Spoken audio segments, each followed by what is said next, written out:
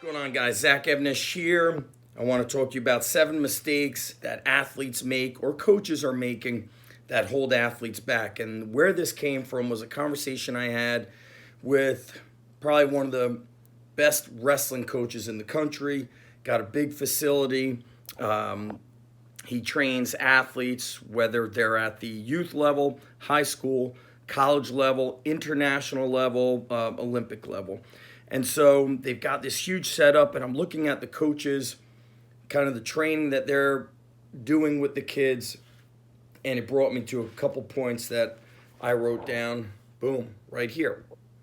So let's go through them. And you can kind of see, like, as I was going through them, I'm looking at stuff I'm reading now, studying now, okay? Books by Paul Anderson, all right? One of the all-time greatest, strongest men to ever walk planet Earth. Big Jim Williams. Look at the size of this guy. I mean, if you don't know about Jim, the guy was a monster from Scranton, Pennsylvania. He's just a legend.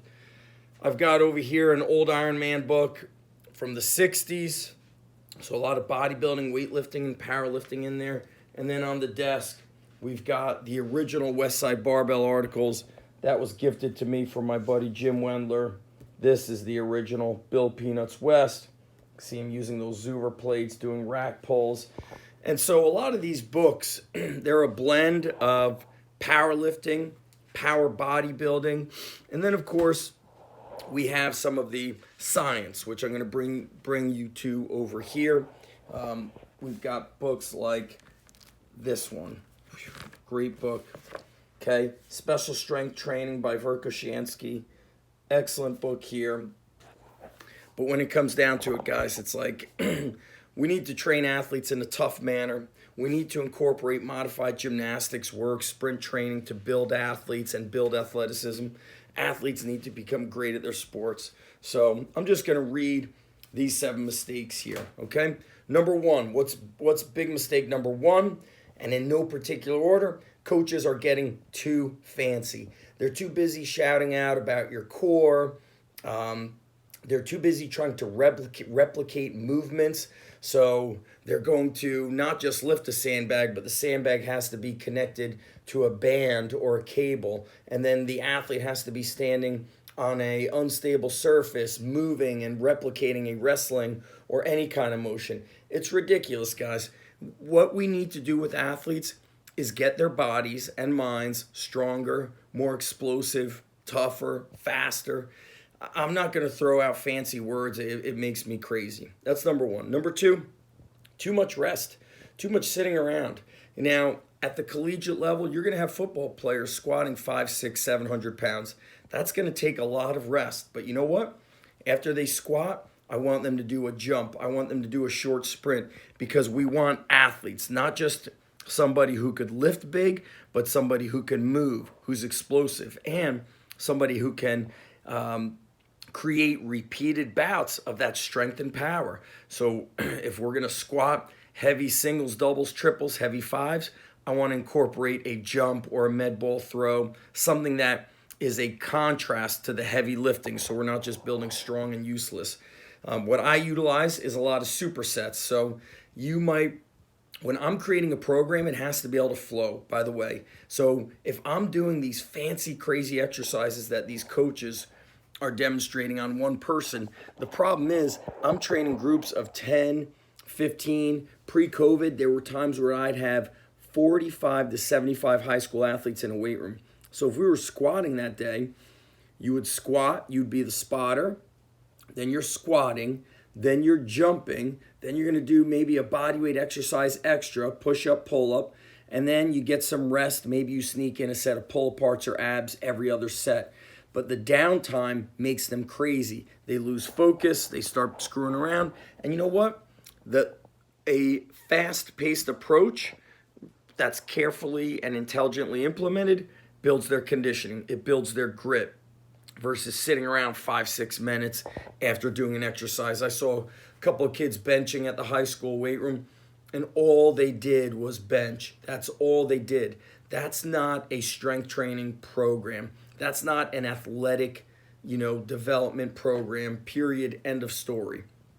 So, too much rest, too much sitting around. Now, going to lack of athleticism, that's number three. You got to incorporate some modified gymnastics, tumbling, cartwheels, turning of the body, all these old drills that we see football coaches do. That stuff is good for building athleticism. Sprint training, running year round is something Jim Wendler says he does with his football players. Even if it's low volume, getting in hill sprints, short distance running, it just keeps their legs nasty. I feel like there's been a lot of athletes who do a lot of upper body training, they skip out on legs, they don't do sprinting. Those athletes tend to lack grit, they lack toughness, and they always suffer in the department of conditioning. You need to be in shape to not only handle the sport, but to handle, if you're in high school, a 10 or 12-week season of hard practices. If you're in college, we're looking at 4 or 5 months of competition and 6 to 8 weeks of a preseason and essentially a year-round training program. So you got to be in shape. Jumping and throwing. I want to see jumping on boxes, jumping over hurdles, jumping over different implements. Throwing, we do a lot of med ball throws. In my early days when I didn't have medicine balls and we'd be training out in a wide open field and I had small groups, I had them throwing light kettlebells, snatch throw, two-hand snatch throw, a high pull, catch it with two hands and throw it. Wrestlers would repeat that for 2 minutes on, 30 seconds off, different kinds of throws to simulate the time of a match. So build that athleticism, gymnastics, sprints, jumping, throwing, and some complex movement patterns. Complex movement patterns are weightlifting drills, derivatives of weightlifting. So cleans, snatches.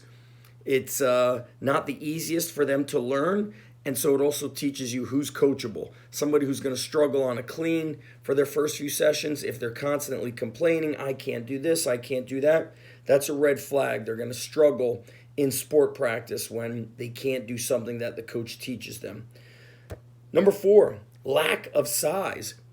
There's so much focus on all this fancy stuff that we have athletes that have no strength, they have no size. They need bodybuilding methods. I know people want to say hypertrophy and functional hypertrophy and all these, it's just such crap.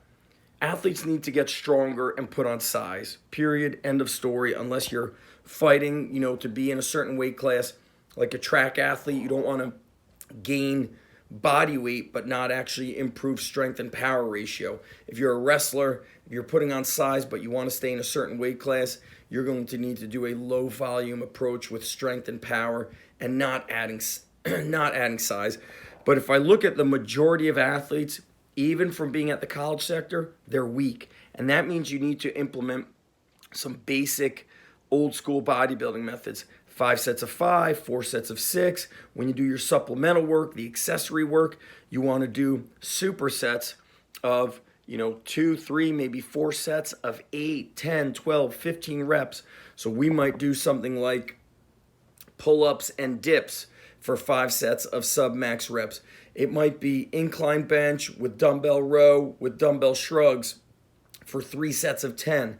That kind of rep range is going to build muscular endurance. It's going to build size. And also by pushing the pace and limiting rest periods, you're going to boost some conditioning, some toughness. You'll be amazed at how simple stuff works. Simple does not mean easy. Number 5, poor technique. If you're always lifting too heavy or half repping exercises or back bridging while you're benching or back bending while you're cleaning, poor technique leads to 0 results. You have to do it correctly, so you need to be coached properly. That's why I consistently fight for having expert coaches at the high school level rather than, hey, we know how to deadlift, we know how to squat, and then I see backs rounding, knees caving in, half reps on squats, poor technique on benching, too wide of a grip, so on and so forth. An incomplete and incorrect program is going to lead to 0 results and injury. Number 6, lack of intensity. There's actually been a lot of backlash on this of like, hey, kids don't need to be exhausted and killed during a workout. That's right. Don't train Don't train the high school soccer team to go through a Navy SEAL workout. That's ridiculous. But athletes do need to work. And if you look at our videos, there's an element, a serious element of work, especially with all the sleds, the carries, the calisthenics, an aggressive pace of training. So we need to have some intensity in the training. Last thing, incorrect weight selection. If you're always going too heavy and you're always doing singles, doubles, and triples, especially with the bad technique, you're not going to get strong. Sometimes we get kids, they're told that their sport coach is going to test them on their bench press or bodyweight bench for reps or power clean or you name it. Then they become obsessed with benching or squatting, and then they go backwards. See, our program builds everything, but when they start focusing just on benching, what about your back, your shoulders, your triceps? What about the technique? And they get so caught up in it that they lose the ability to get coached, to do what's needed to become a better athlete. And I say to them, listen, when you score a goal in lacrosse, or when you win that swim meet, or that 400-meter race, or the wrestling match, do they say, whoa, whoa, whoa, before I raise your hand, how much do you bench? They don't ask those questions. And obviously, I'm not downplaying being weak. Being weak is never an advantage, right? Like my buddy Smelly says, strength is never a weakness, and weakness is never a strength. But there you have it, guys. 6 big, common mistakes that fire me up. Stop being so fancy and so pretty, but do it the right way. Go to ZachStrength.com, get the free training courses. Go to UndergroundStrengthCoach.com, get countless amount of training courses, videos, educational resources, plug and play training, strength and conditioning programs, videos behind the scenes, DVDs converted to video. It's all there, guys. UndergroundStrengthCoach.com. Boom, I'm out of here.